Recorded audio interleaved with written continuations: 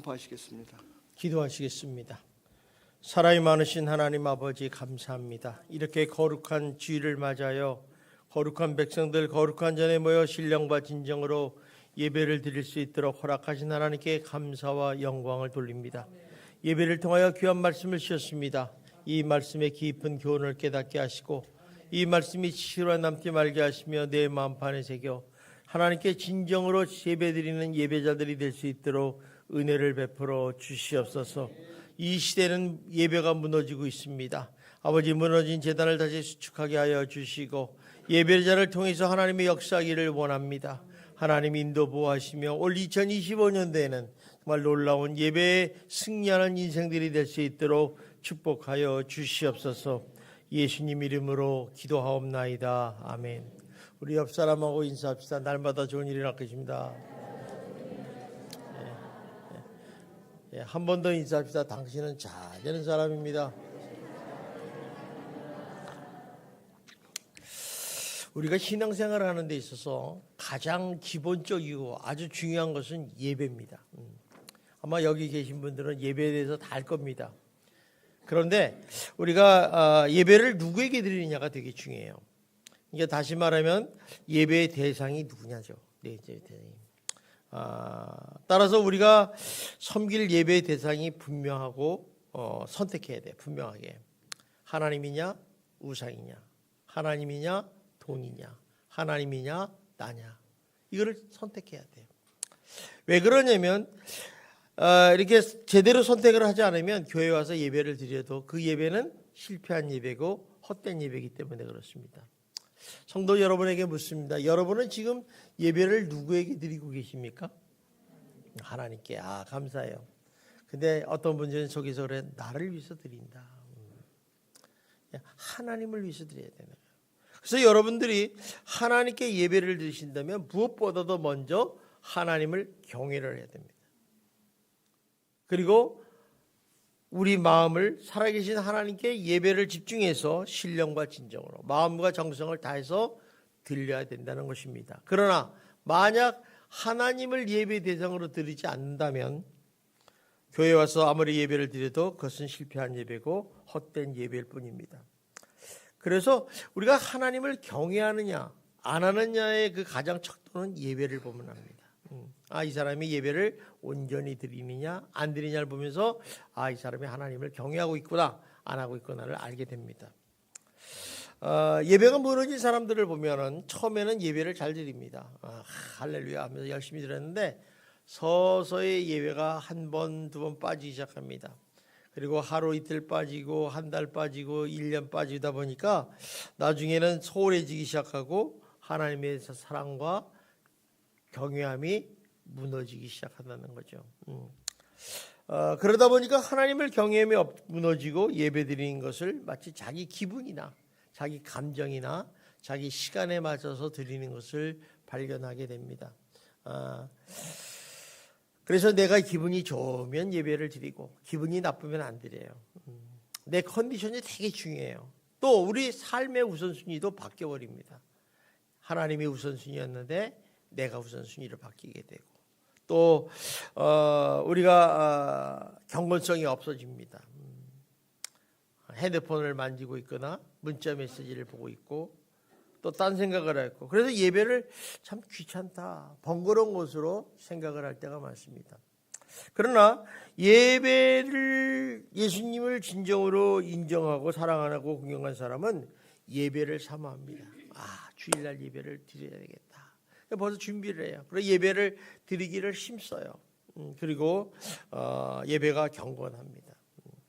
저는 우리 성도님들을 이렇게 바라보면서 참 예배를 아름답게 드리고 있다는 것을 발견하게 됩니다.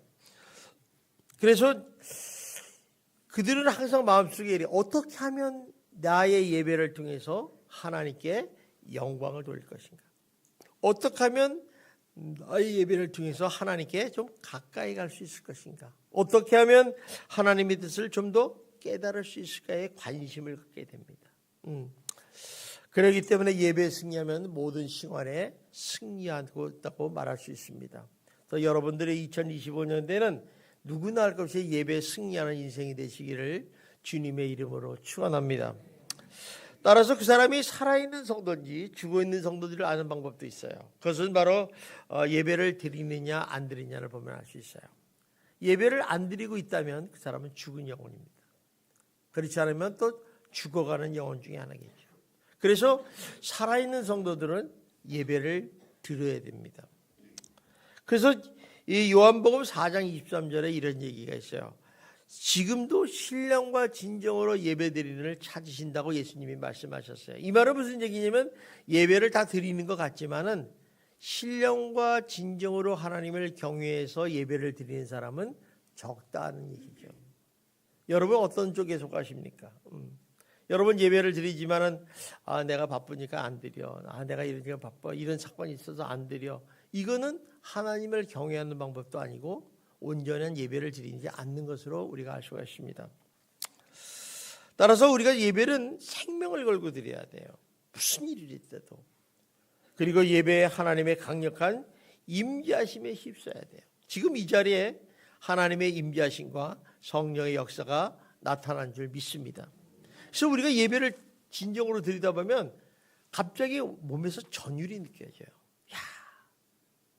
이 무슨 예배가 이러냐 이럴 때가 있죠. 오늘 이 본문에 본 이 배경은 북이스라엘의 아방 때기입니다. 아방 그러면 여러분 북이스라엘에서 가장 나쁜 왕, 더 여호와 보시기에 아주 악을 행한 왕 그래요. 근데 이 악을 행했다는 이유는 뭐냐면 그것은 뭐냐면 바알과 아세라 신을 섬겼다는 거죠. 우리 우상을 섬겼다는 거예요. 자, 그러면 그 우상 숭배의 행위는 하나님이 굉장히 싫어하시는 거예요. 여러분, 하나님이 싫어하는 건 안 하는 게 좋습니다. 하나님이 기뻐하는 것을 하는 여러분이 되기를 주님의 이름으로 축원합니다. 자, 그러면 왜 아방이 이런 일을 하게 됐을까? 사실 아방도 이스라엘 백성이고 하나님의 백성이거든요. 근데 왜 이랬을까?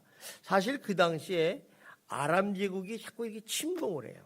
근데 아람 제국이 언제면 시리아란 말이에요. 지금 말하면 시리아 쪽이 지역 제국인데 그걸 침략하니까 동맹을 맺었는데 그 옆에 있는 베니게라는 나라와 동맹을 맺는다. 옛날에 동맹을 맺으면 이 결혼 동맹을 많이 해요.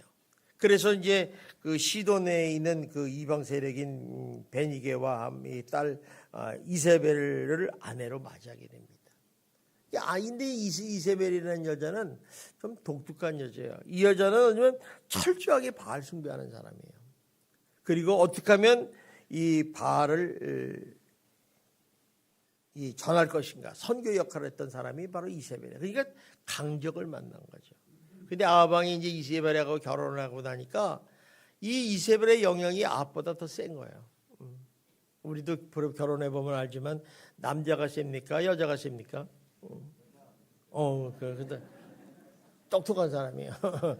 철든 사람은 저렇게 얘기하고 철 좀 든 사람은 이 남자가 더 세지 이렇게 생각해요. 근데 점점 역전이 되죠. 나이가 들면서. 어쨌든 간에 여자가 굉장히 강력했어요. 그래서 아방도 자기도 모르게 바알과 아세라 신을 섬기고 제단을 지내서 제사를 지내기 시작했다는. 그러니까 온 북이스라엘이 우상 숭배의 장이 되어버리고 말았다는 것입니다.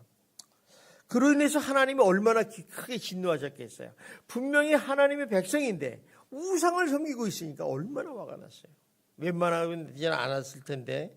그래서 이제 그 북이스라엘에 3년 6개월 동안 기근을 내립니다. 여러분 성경에 보면요 3가지 재앙이 있어요. 하나는 전쟁, 하나는 질병, 하나는 기근이에요. 근데 이 기근은 정말 비가 안 오는 거 아니에요. 근데 이스라엘 나라는 비가 원래 좀 적어요. 강수량이 1년에 한 400mm밖에 안 되는데 1년에 한 1200mm가 있어야 된대요. 그러니까 그렇게 물이 적은데 기근까지 들었으니까 물도 없어. 그러니까 초건무비가 다 죽어버리는 거예요. 그러니까 여기 짐승과 농사를 지는데 농사를 질 수가 없는 거죠. 그러니까 어때요? 짐승이 다 죽어가고 사람들도 죽어가고 피폐해지기 시작한 거예요. 그러니까 더 이상 이스라엘 백성들이 살아갈 근거가 없는 거죠. 너무 힘든 거죠. 그러니까 아무리 악한 왕이라도 자기 나라가 이렇게 기근이 들고 백성들이 힘들어하는 걸 보고서 가만히 있겠느냐는 거죠. 아마 우리 옛날에 조선 우리 왕들은 기우제를 지냈다고 그러잖아요.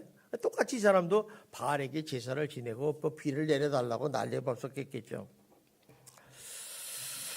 그러나 여기서 우리가 발견하는 것은 우상 숭배에 대한 하나님의 입장은 아주 단호하고 분명하다는 거예요. 하나님의 자리에 대신 다른 신을 섬기는 걸 보호하지 않으세요. 그러니까 하나님은 하나님의 자리에 다른 신을 섬기는 걸 줘요. 또 하나님은 자기보다 더 사랑하는 것을 굉장히 싫어하시는 분이에요. 그 이유는 뭐냐면 하나님이 유일하신 신이기 때문에, 하나님이 유일하신 창조주 하나님이시기 때문에. 근데 나머지는 다 피조물이거든요. 여러분 보세요. 성황당 나무가 피조물입니까? 창조물입니까? 창조물 아니죠. 피조물이죠. 돌덩이가, 태양이, 무슨 금송아지가 다 피조물, 인간이 만든 거예요. 근데 창조주는 오히려 한 분이시고 그분이 유일한 신인데 이를 섬긴다? 하나님의 자존심이었다. 하나님 자존심이 금이 간 거예요. 그래서 출애굽기 20장 5절에 이렇게 말씀합니다. 우리 같이 한번 시작. 그것들에게 절하지 말며 그것들을 섬기지 말라.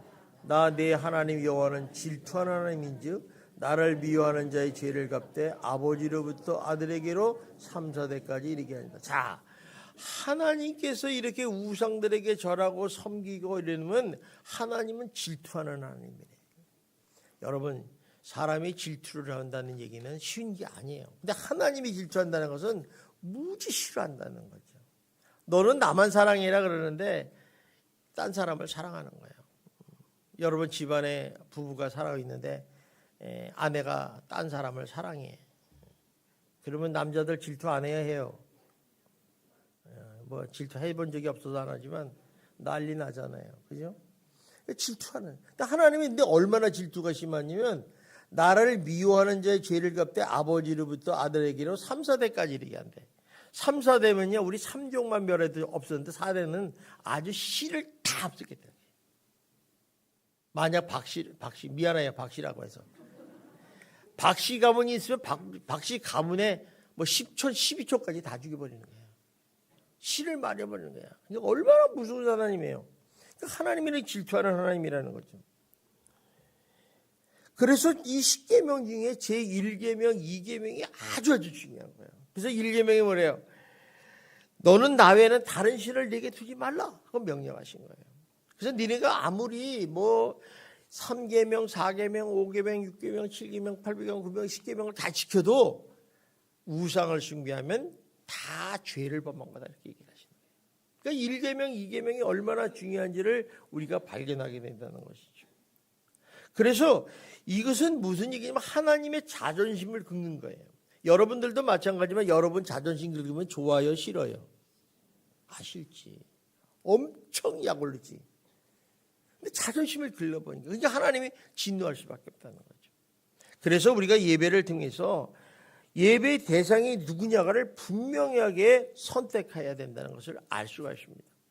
그래서 우리가 여기서 발견하는 것은 반드시 예배 대상은 우리는 하나님이라는 사실을 잊어버리지 않기를 주님의 이름으로 축원합니다. 자, 예배의 대상은 누구요? 하나님. 예배의 대상은 누구요?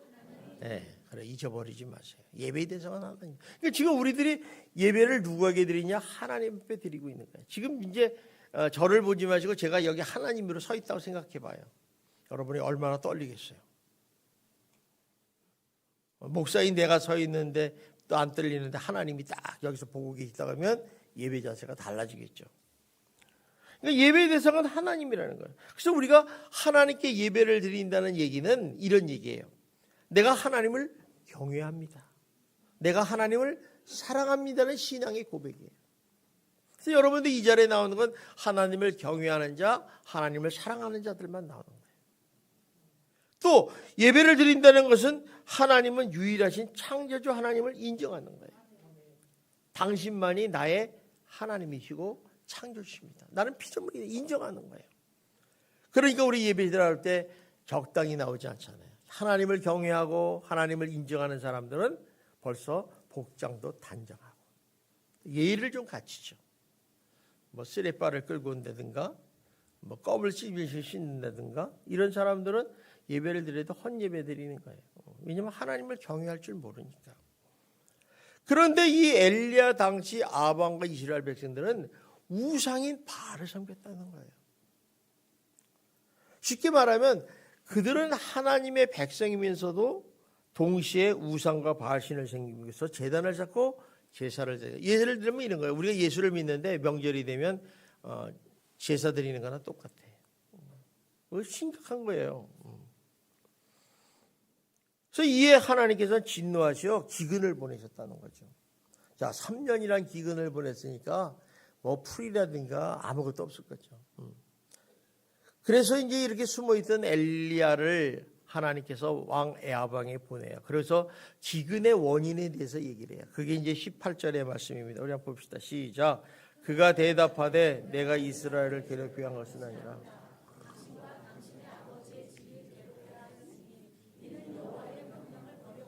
당신이 바알을 따랐습니다. 여기서 당신과 당신의 아버지 집에 괴롭게 했다. 이게 괴롭게 했다는 건요, 죄를 졌다는 거예요. 여러분, 하나님 앞에 죄를 지면요, 하나님 무지 괴로워하세요. 이거 죽여 말어. 이거 엎어버려 말어. 괴롭게 하시는 거예요. 여러분, 하나님은 괴롭게 하면 안 돼요. 하나님을 감사하고 기뻐해야 돼요. 근데 괴롭게 했는 건 그 이유가 뭐냐? 여호와의 명령을 버렸다는 거예요. 말 안 듣고 당신이 바알을 따랐음이라고 얘기를 하는 거예요. 그러니까 하나님이 얼마나 화가 나셨기 때문에 이렇게 너희들의 기근을 내려서 너희를 고생시키느냐는 거죠. 자, 그러면서 이제 이 엘리야 선지자가 아방에게 이런 지혜를 합니다. 바알 선지자 450명과 아세라 선지자 400명과 자기와 한번 갈멜산에서 영적인 싸움을 하자. 도전장을 내미는 거예요.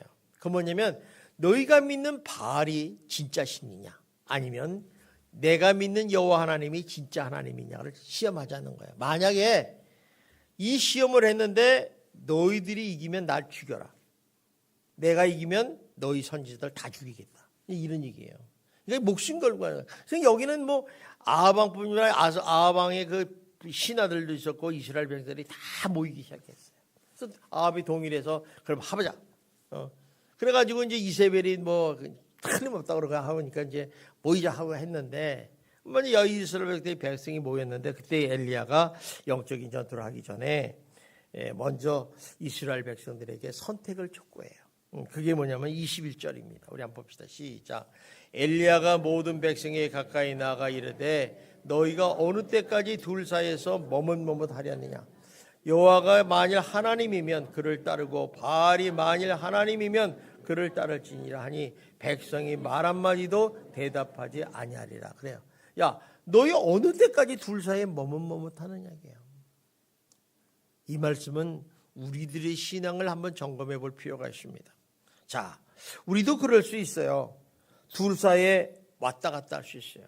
사실 당시 이스라엘 백성들의 신앙은 뭐냐? 양다리 걸치기 신앙이에요. 하나는 하나님에게, 하나는 세상에게. 이렇게 딱 양다리 걸쳐. 혹시 여러분 그런 분도 안 계시는지 모르겠어요. 뭐 우리 교회 성도님들은 그런 분은 안 계시겠지만 이렇게 양다리 신앙을 걸치게 되는 거죠. 그래서 이제 마치 그들이 하나님 백성으로 예수를 믿는다 하면서도 한편으로는 세상에 푹 빠지고 바알을 섬기면서 바알에게 제사를 드렸다는 거예요. 게다가 또 아방이 통치하니까 야 이제부터는 바알에게 제사를 지내고 섬겨라 이렇게 명령을 했니 어쩔 수 없이 지내야 된다고 생각을 했다는 것입니다. 근데 사실 그들에게는요 하나님도 좋아요. 광야를 자기네 출애굽할 때 올더니 그 하나님 얼마나 좋으신 하나님이에요. 알아요. 근데 바알도 좋더라는 거예요.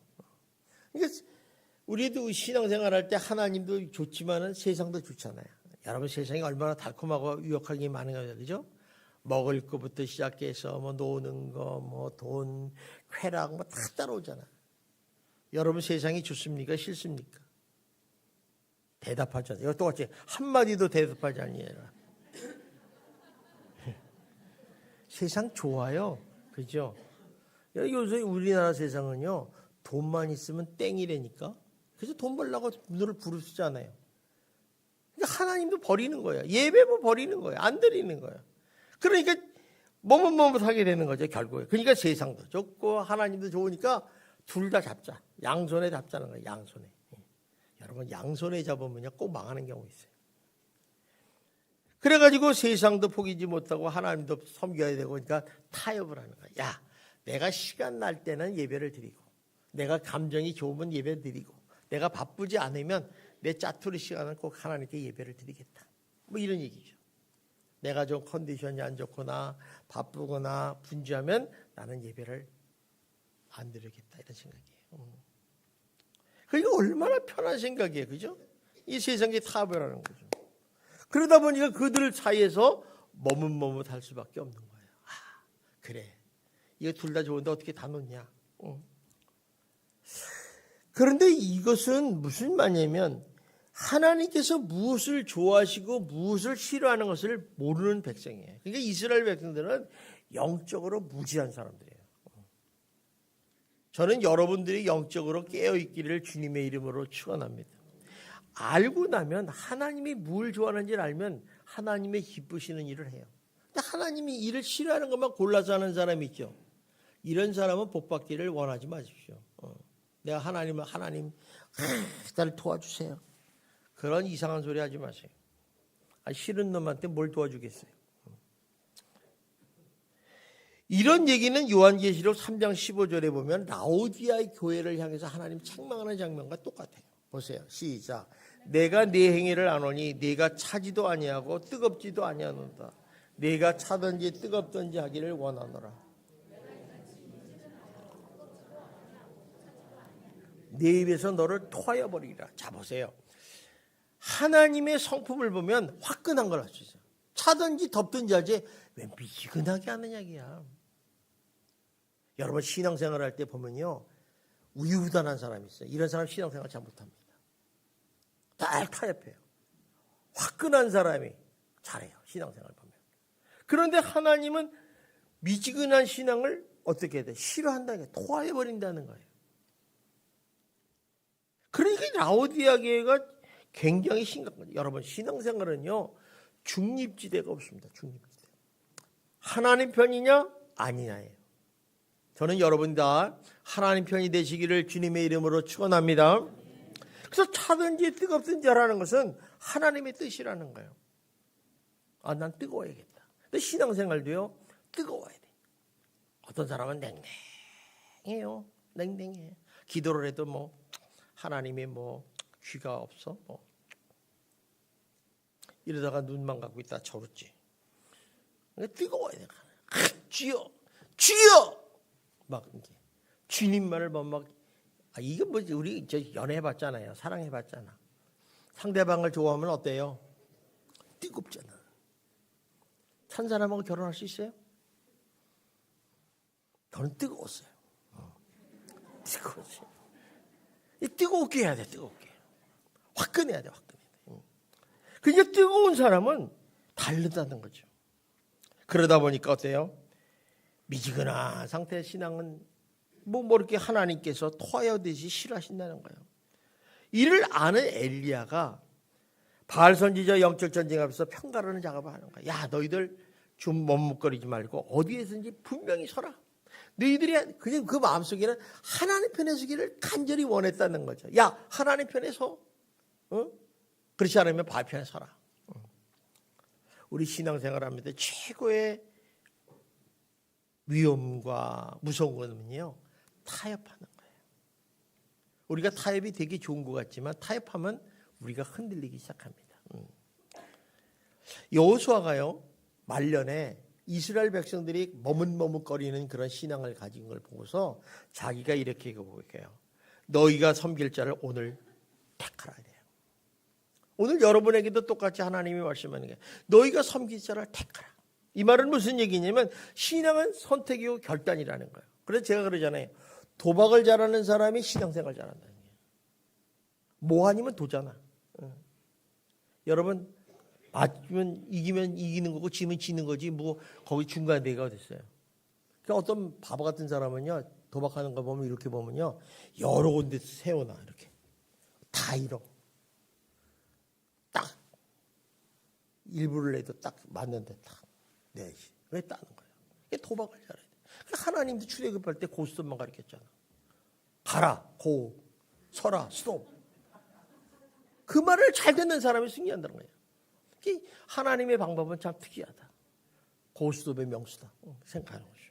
그러니까 이게 결단하기를. 그래서 너희가 하나님의 백성이라면 좀 냉정하게 들여다보고 애매모호한 태를 버리고 경계선을 왔다 갔다 하는 그런 신앙을 정리하고 이제 결단해야 된다는 거예요. 왜 그렇습니까? 양다리 걸치는 신앙, 머뭇거리는 신앙은 어느 편에도 속하지 않아요. 우리는 생각하기를 이쪽에 한쪽에 걸렸으니까 하나님 편에 속해다가 한쪽에는 이게니까 여러분 천국과 지옥은요 길이 달라요. 양다리 걸치면 한쪽은 지옥 가고 하는 천국 가는 거 아니잖아요. 그죠? 그러니까 이거는 세상도 아니고 하나님 편도 아니에요. 그게 특히 요리 조심해라. 하나님이 인정하지 않는다는 거예요. 여러분이 나중에 얼마 있으면 주님 앞에 갈 거 아닙니까? 그분들이 하는 얘기가 뭐예요? 주님이 그 앞에서 나는 너 모르겠어. 하면 여러분 어떡하겠어요? 참 기가 막힌 거예요. 아예 세상에서 하나님은 나도 하나님 몰라. 난 세상이 좋으니까 돈 많이 벌고 신나게 살다가 끝. 나중에는 뭐 지옥 가든 상관없다. 이렇게 되면 그건 행복한 사람이에요. 왜냐하면 사는 동안 기쁘니까. 그런데 이것도 아니고 저것도. 여러분 지금 왜 여기 앉아 계십니까? 지금 용평에 가면 스키장에서 신는 스키 타는 사람 얼마나 많아요. 스키도 못 타시고 놀러도 못 가고 얼마나 안타깝습니까? 그렇게 살지 말라는 거예요. 그러니까 이런 사람은 교회에서도 찬성 못 받고 세상에서도 환영을 못 받는다는 것입니다. 오늘 이 시간 여러분 이렇게 머뭇머는 신앙을 가지신 분이 있다면 이제부터라도 하나님만을 섬기겠다고 결단하시는 그런 성도가 되시기를 주님의 이름으로 축원합니다. 자, 그런데 이제 이렇게 선택하라고 그러니까 22절을 한번 봅시다. 기가 막힌 일이 벌어져요. 시작. 엘리야가 백성에 이르되 여호와의 선지자는 나만 홀로 남았으나 바알의 선지자는 450명. 자, 이 엘리야 편에 쓴 사람은 엘리야 혼자밖에 아무도 안 왔어요. 대답 안 하는 거 보니까 여러분 갈등이 온 거 아니에요. 그냥 눈치만 보는데 다들 안 움직여. 그러니까 혼자만 남은 거죠.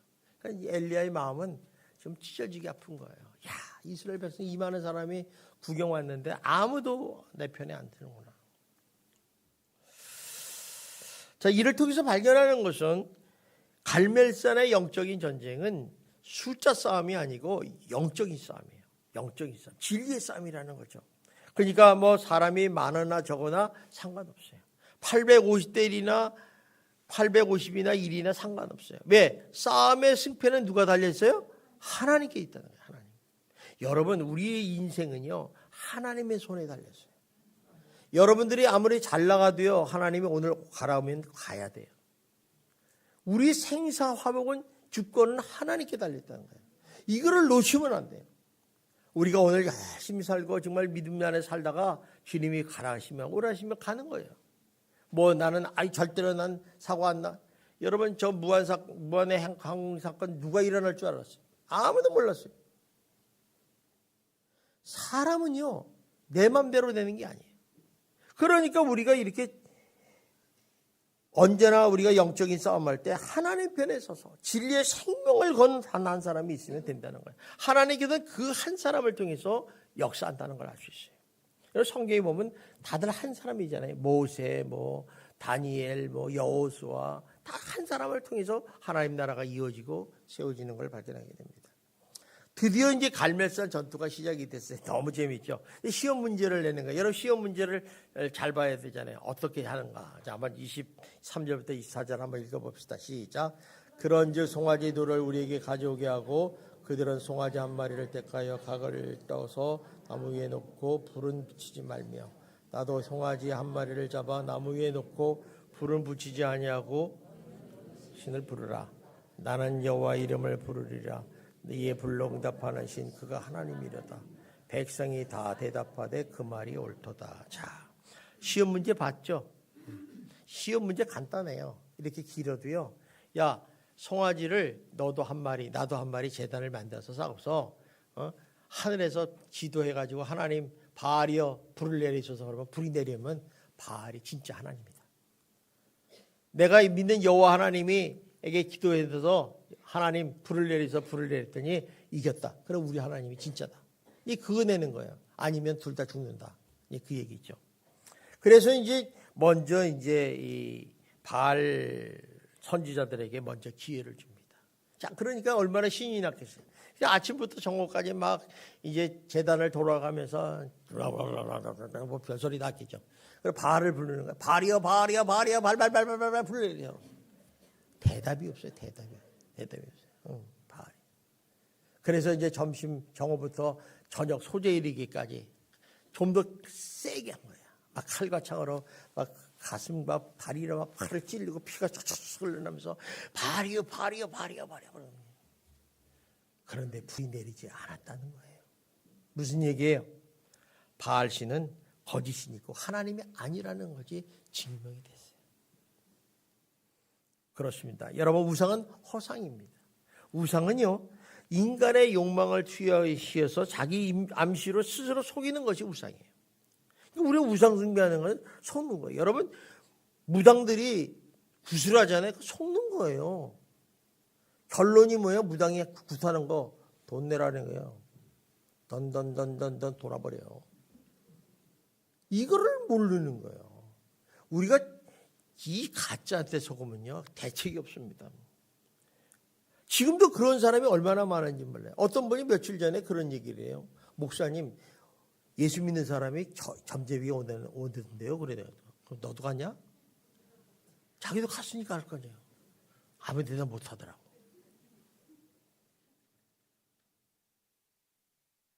그들은 가짜를 진짜처럼 믿는 거예요. 오늘은 어떤 시대입니까? 오늘은 진짜 소민과 거짓의 시대예요. 정말 가짜가 판치고 있잖아요. 짝퉁이 진퉁 같잖아요. 진짜 같잖아요. 그러니까 진짜가 가짜 같고 가짜가 진짜 같은 거. 근데 어느 게 없는지 몰라요. 막 혼란이 와요, 혼란이. 이 시대에 중요한 거는요, 여러분의 영적인 분별력이 있어야 돼요. 영적인 분별력. 여러분, 이단과 정통신앙의 차이점이 뭔 줄 알아요? 잘 몰라요. 신문에도 막 나와요. 요새 이단들이 신문에 얼마나 많이 내는지 막 좋은 일 많이 해. 선한 일, 막 구제장학금, 뭐 한다, 뭐 이웃계 나눔의 동산. 야, 진짜 좋네. 일반 교회보다 낫네. 이렇게 된 거예요. 그런데 이단은요, 끝에 가서 달라요. 끝에 가서 다르다니까. 그러니까 이단인지 진짜인지 잘 몰라니까 혹 속아버려요, 거기. 속아서 이단에 푹 빠지면 인생 조지는 거예요. 끝나는 거예요, 인생. 그러니까 이렇게 모르는 거예요. 그러니까 우리가 가짜의 생명을 걸고 시간을 보낼 필요가 없는 거예요. 이단에 속한 사람이 다 그런 사람들이에요. 여러분 특별히 얘기하지만 신천지, 하나님의 교회, 어머니 교회, 뭐 이런 속지 마세요. 이런. 그런데 거기에 속으면요, 그냥 대책 없습니다. 그냥 만사를 제쳐두고라도 진짜와 가짜를 구분할 수 있어야 돼요. 그런데 지금 바알이 우상했다는 걸 확인이 된 거예요. 자, 이제 엘리야 선지자 차례 아닙니까? 엘리야 선지자 어떻게 하겠어요? 딴 거 없어요. 엘리야 선지자는 이제 무너진 제단 있잖아요. 제사를 안 됐으니까 무너졌을 거 아니에요. 그러니까 돌 12개를 짚어가지고 제단을 딱 다시 수축을 한 다음에 송아지를 올려놓고 하나님께 이제 제물을 올려놓고 그다음에 그냥 이건 진짜니까 그냥 물을 확 뽑아놔서 이제 타지 못하도록 만들었다는 거예요. 그리고요, 아주 단순하고 분명하게 기도를 합니다. 우리 그 기도 제목을 기도를 한번 봅시다. 36, 37절 시작. 저녁 소재 드릴 때 이르러 선지자 엘리야가 나아가서 말하되 아브라함과 이삭과 이스라엘 하나님 여호와여, 주께서 이스라엘 중에서 하나님이신 것과 행하는 것을 오늘 알게 하소서. 여호와여, 내게 응답하소서. 이 백성이 주 여호와는 하나님이신 것과 주는 그들의 마음을 대력히심을 알게 하옵소서. 자, 기도가 간단하죠. 뭐라고 했어요? 여호와여, 내게 응답하소서. 이 백성이 주 여호와는 하나님이신 것을 알게 해주소서. 딱 간단해요. 뭐 바알 선지자들처럼 뭐 난리 법석을 치고 칼로 베고 핏대를 올리고 뭐 요란하게 소리 지르고 난리치지 않았어요. 단지 살아계신 하나님의 힘을 증명해 주십시오. 내 기도를 들어주십시오. 이게 중요한 거예요. 여기서 분명히 우리가 기억할 것은 인간이 아무리 여러 가지 별짓을 다 해도 하나님께서 응답하지 않으면 아무 소용이 없어요. 여러분들이 이번 신년 특별 영성 기도회 때 나와서 기도할 거 아니겠어요? 기도할 때 하나님이 응답하실 수 있는 기도를 하셔야 돼요. 뭐 수많은 사연 얘기할 필요 없어요. 내가 아프면요, 하나님 나 아파요. 진짜 아파요. 힘들어요. 진짜 기도를 하세요. 하나님 나 어렵습니다. 정말 어려워요. 오늘 아침 라면 먹었어요. 기도하셔야 돼요. 그렇게. 지금 엘리야 선지자의 기도는 강했다. 하나님 응답해 주세요. 주 여호와가 하나님의 기도를 발견 좀 증명해 주세요. 다 전제를 간들어낸 거예요. 그랬더니 하나님께서 응답을 하신 거예요. 하늘의 문은요, 우리 편에서 여는 게 아니라 하나님이 열어주셔야 되는 거예요. 우리가 기도를 해도 하나님이 응답해 주셔야 되는 거예요. 왜냐하면 주권은 하나님께 있기 때문에. 저는 여러분의 이번 신년 특별 정성 기도에 여러분의 모든 기도 제목이 다 응답받기를 주님의 이름으로 축원합니다. 어떤 집에 문을 두드렸어요. 낯선 사람이 와서 자기는 명함을 보니까 무슨 회장이고 무슨 뭐 동네 회장이고 사장이고 뭐 유명한 사람이에요. 그런데 집안에서 낯선 사람이 문을 두드리고 들으니까 열어주겠어요? 안 열어주겠어요? 안 열어주죠. 근데 갑자기 어느 아이가 학교 갔다 와서 집에다가 놓고 소리를 질러요. 엄마 나왔어. 그랬더니 엄마가 문을 활짝 열어주더래. 왜 열어주겠어요? 아들은 진짜니까. 진짜니까 열어주는 거예요.